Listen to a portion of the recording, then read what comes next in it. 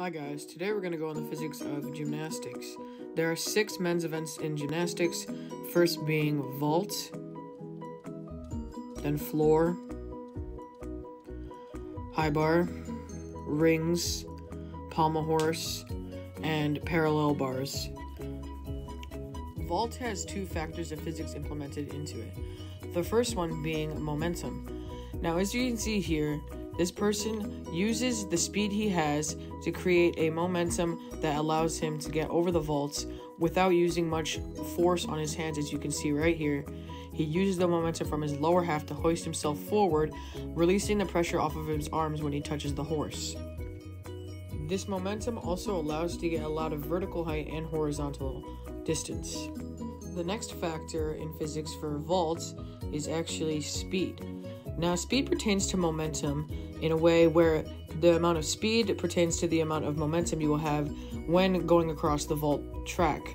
So as you can see right here, this man uses his speed to get himself forward over the vault, and depending on his speed will depend on how far he gets vertically and how far he gets horizontally.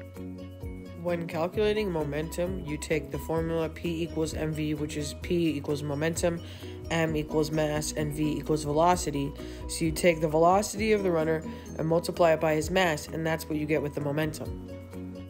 Now, in order to calculate the momentum of the runner here, you take his speed, which for instance is 5.5 meters per second, and then you times it by his mass, which let's say is 80 kilograms. You would multiply those two to get 440 kilograms per meters per second. As you can see from this data collection table, I searched up 3 different professional gymnasts in gymnastics and recorded their vault time with their speed and then calculated their momentum with their mass. And as you can see, there is definitely a correlation between how high their speed is compared to how high their momentum is. The more speed you have, the more momentum you have. The next topic is electricity. Now, electricity pertains to gymnastics because there are stadiums and professional gymnastics meetups. So, the average voltage of one stadium light varies from 220 to 270 volts depending on how powerful the lamp is. The formula for voltage is measured in current times resistance. So you take the current, which is the amount of amps, times the resistance, which is the amount of ohms, and then you get the voltage. As you can see here, there's a standard stadium light, a medium stadium light, and a large stadium light. Obviously, the large stadium light has a higher voltage than the medium and small, but as you can see, there's definitely a correlation between the current and resistance and the voltage. The third topic is force. Now, the event that in gymnastics that demonstrates force is floor. There's one main factor in floor in physics, which is pretty much just the amount of force you put on the ground with your feet, depending on how high you can get and how much time you can have in the air to perform certain tricks. As you can see, he uses his legs to put amount of force right here, which allows him to perform higher flips depending on how much force he gives to the ground.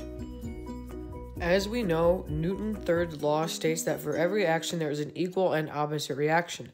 So the downward force you press on the floor mat will also affect the upward force you get from it, causing you to have limited time in the air depending on how much force you put on the ground. This is why in floor, force is one of the most important aspects of this event. The last and final topic is potential and kinetic energy, which as you can see here, when coming on top of the bar, you can see he slows down, which that is when he starts creating potential energy. But when he starts moving underneath the bar, that is when he is in constant kinetic energy. And using that potential energy allows the gymnast to create a larger force, which helps him to propel him over the bar even better. So the formula for potential energy is mass times the gravitational field times the height. And then for kinetic energy, you have 1/2 times mass times velocity squared. So as you can see here, I took 2 professional gymnasts, calculated their mass, velocity, height, and then put those together to come out with their kinetic and potential energy.